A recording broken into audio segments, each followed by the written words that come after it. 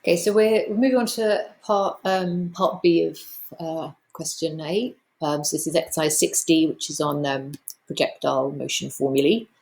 Okay, so let's draw out another sketch of what's going on here. So we were given the velocity as a vector, and we know its initial velocity upwards was twice its initial velocity to the right. So it started off quite steeply. It started at A and landed at B. And now they've defined AB as distance. So we're calling the distance from A to B capital R. And the maximum height it reaches, H. So it's going to be the maximum height there. Okay, and it asks us to find R first. So let's think about R first. Okay, so it's to be. Right, so well, let's think about what's special about R. So when it hits the ground again, and this has come up in lots of other questions from the previous topics in this chapter.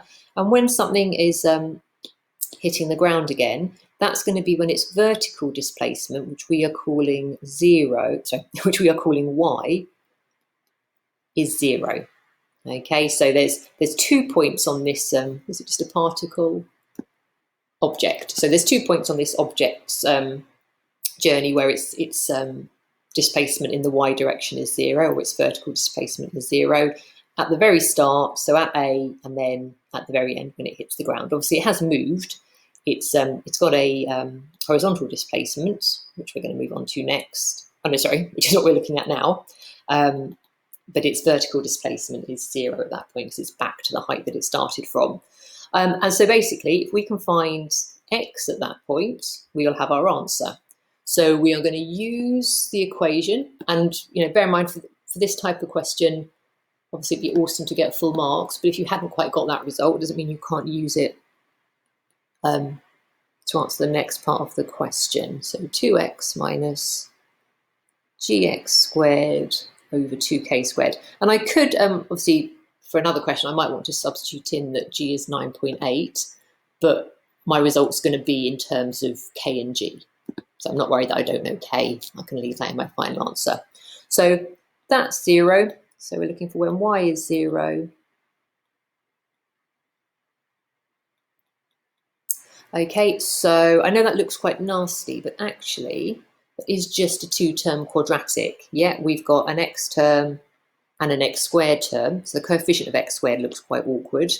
But if I just take out a common factor of x, so I have x and then 2 minus, and then that will just be g 2k squared, and I'm taking out a factor of x, so I'll just be left with x there. Okay, so that's a factorized quadratic. So either x is 0, so I've there my factors, so either x is 0 or everything in those brackets is 0. So 2 minus g over 2k squared x is 0. Okay, and we'd already said, so all that is 0, that there are 2 points where y is 0. So there's B when it's hitting the ground again, and there's A, which is when it left the ground. So I was expecting x is 0 to be a solution. So it's not the one I need, but I'm more than happy that it's there. Okay, so just a little bit of algebra to finish this off. So let's write that out again. So 2 over g 2k squared x is 0. So up to you how you solve this. I would add the g over 2k squared x over to the right hand side to get rid of the negative, multiply it up by the 2k squared, divide by g. Okay, and then so that's the value of x at that point there. They're calling that distance, that value of x, r. So my final answer is just going to be, so r equals 4k squared over 4k squared over g. Okay, right, so then I need to think about h. So h is the maximum height, And again, this has come up in easier situations than this quite a lot already. What's special about the maximum height? Well, that's when the vertical velocity is 0. Yep, so everywhere. So it starts off, we know, with a vertical velocity of 2k upwards. It's slowing down due to gravity, slowing down. When it reaches its very highest point, its vertical velocity is 0. And then it speeds up due to gravity, but will have a negative velocity anywhere to the right of that. Okay, so that's what's special about that point anyway. So I'm thinking about the vertical motion. Okay, so what do I know vertically? Well, I know that the initial vertical velocity is 2k. Yeah, that's from the original question. It's going upwards with a velocity of 2k. I'm taking up as positive. So I know the acceleration vertically is minus g, because gravity is working downwards.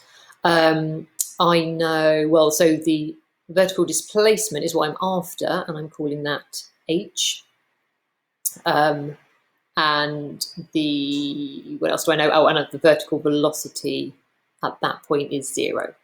So I'm using v squared equals u squared plus 2as. So v is 0.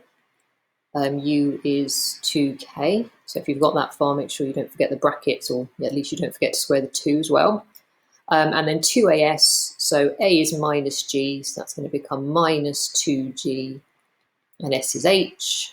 So let's just tidy that up. So we'll lose the brackets, make that 4k squared. I'm going to add the minus 2gh over to the left-hand side. And I want h as the subject, so I am going to divide by 2g, and then see, I can cancel through by 2. Okay, and then I'm going to keep my fingers crossed that that is the right final answer. Okay, so let's just double check all of those. So 2k squared over g, yeah, we got, and 4k squared over g. So actually the only thing I didn't do was include the meters there. Obviously that's definitely worth doing. So I'll just be sneaky and squeeze those in. Okay, apart from that though, I think we're good.